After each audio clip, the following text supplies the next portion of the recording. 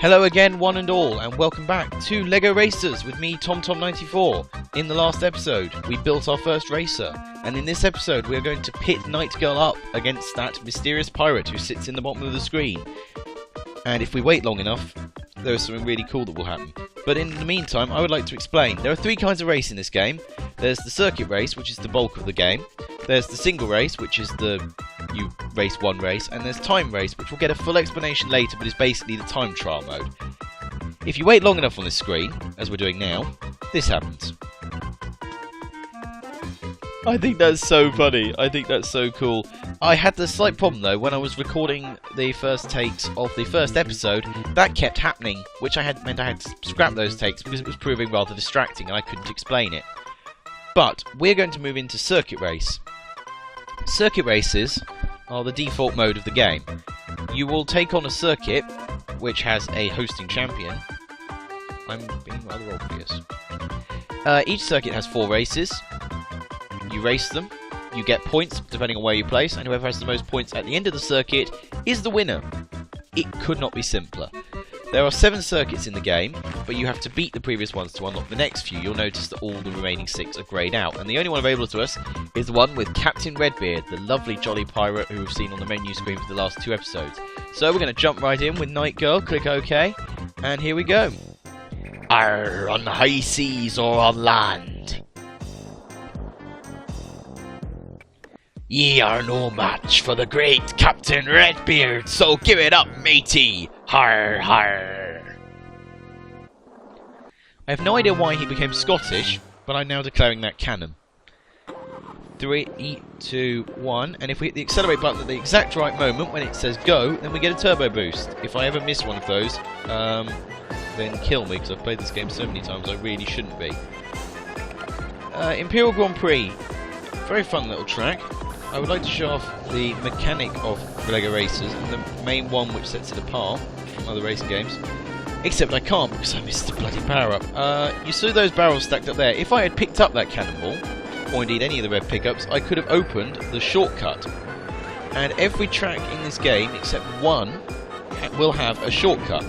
Not all of them are like that one and require a power-up to open. Some of them are what we call passive shortcuts, and are simply there no matter what.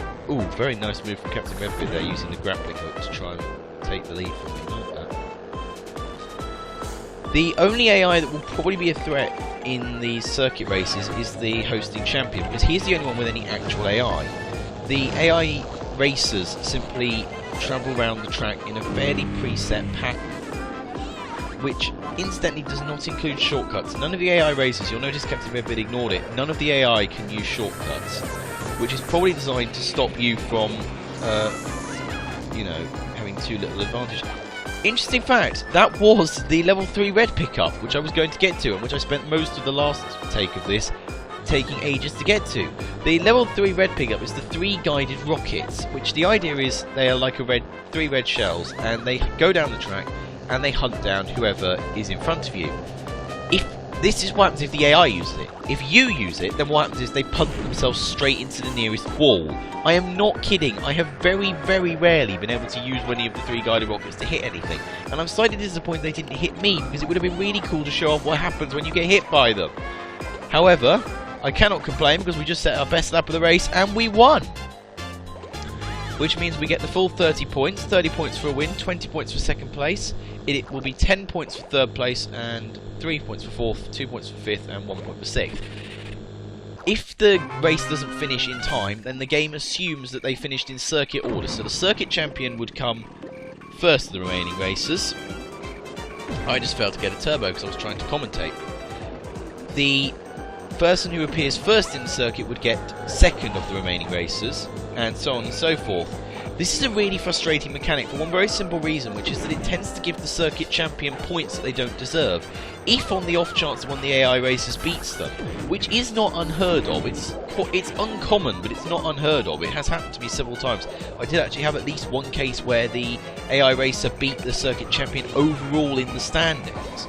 But if you get one of those scenarios, it very frequently happens that the circuit champion just, bullshits their way to points, which makes it a lot harder to beat them, because if you make a mistake, then you obviously lose points. Anyway, moving on from bullshit of the point system, we're on Dark Forest Dash, which is a Robin Hood mission, and as an example of what I was describing in the last mission, passive shortcuts.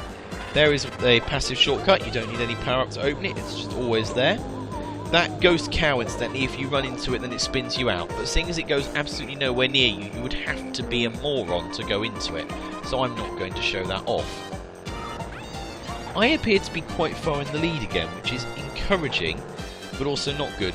The way it works is the AI has a degree of rubber banding. The circuit champion will probably be able to catch you up if you don't use turbos, and especially not if you use the shortcut. If you do use the shortcut, he still has she has a very good chance of catching you up. Which is probably for the best, because apart from that, the AI is very clearly on the standards of 1999, in that it's not the brightest. As I said in the last episode, it can't use shortcuts, except in time trials, and time trials are ghosts of humans, so that really doesn't count. This does kind of mean the AI is a little bit disappointing. However, don't worry, it does make up for it on some of the later tracks. I mean, obviously this is the first circuit, so this is just easing you in. That's over, and you'll see Captain Redbeard will finish next, and I don't think we will see who would have finished third, so it goes to Governor Broadside, and as a result, it's kind of in procession. Magma Moon Marathon, we are in space, because why am I losing this turbo so much? I've now gotten fewer turbos than I actually have succeeded in. My word. Okay, Magma Moon Marathon is a very cool track for one very cool reason, which you'll see if I manage to use this shield up here. Spin Captain Redbeard out while we do so. You notice that I'm going to drive into it. Yes, this is the only track in the game. This is the only track where this happens. There is a shortcut that is activated by using a shield on it. The only track in the game where this happens. All the other tracks in the game, if there's a shortcut to unlock, then you unlock it by firing something at it. This is the only track in the game that has that, which is rather cool, I think. There is a shield power-up in the time trial mode of Ice Planet Pathway, but it's not the same because it doesn't actually unlock anything. So there you go, Magma Moon Marathon is unique. If you look at that, that will tell us what order we need to go through something in order to unlock the second shortcut, and I am going to demonstrate the most broken power-up in the game, the level 3 turbo. Oh, yes, it's Doctor Who theme music time. You literally teleport through space and time. It's broken. Now, this is one of the few tracks that has 2 shortcuts, which we will demonstrate if we go through the 3 blues, because that was the colours. That opens up. If you're really, really, really lucky, and you have to be very, very lucky, you can actually get both shortcuts in one go. But yes, this Tribal Island Trail, that could actually be it, you know. I think there are 2 tracks in the game with 2 shortcuts. There you go. That's how rare it is. But this is why that track is very fun, also very easy. And we've now actually won the circuit, so there's no point doing anything here. Oh, right then. I'm going to reflect on my hubris of saying, oh, I always get the turbo, because I've just managed to miss it 3 times in a row, albeit that last one was deliberate. I lied, there is a 3rd track with 2 shortcuts, although technically they're both the same shortcut, which is this one.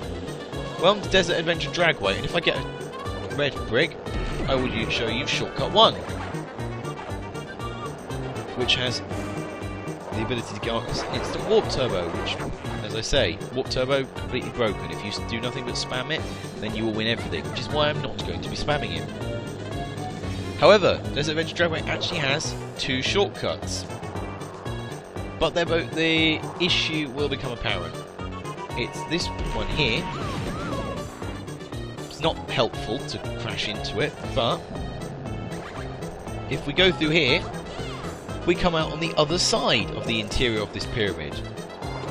Yeah, it's quite fun, but the other one is much, much more efficient. It's faster.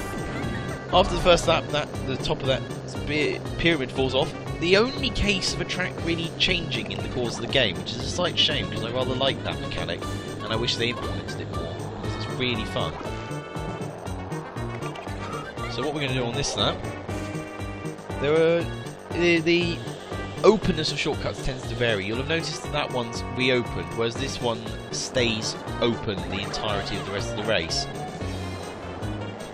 Okay, I'm going to wait because I want Captain Redbeard to finish third to someone, and I suspect I know who that person in third is. But to complete our clean sweep, we are going to cross the line with a warp turbo. Most useless warp turbo ever! Oh, it was Governor Broadside. I lied. I thought it was Pharaoh's Mummy because it's his home circuit. He didn't even finish. He came last in all the races. What the hell? But we won, which means we get fireworks. Yes! Number one. Number one. So for finishing in the top 3 on any circuit, then you unlock the next one. But because we won, we get a special prize. We win the car set. We can now build Captain Redbeard's car and use various other pirate-themed bricks. And we unlock a new circuit, who can now decorate our title screen. And in the next episode, we will be tackling our mysterious new arrival. See you guys then.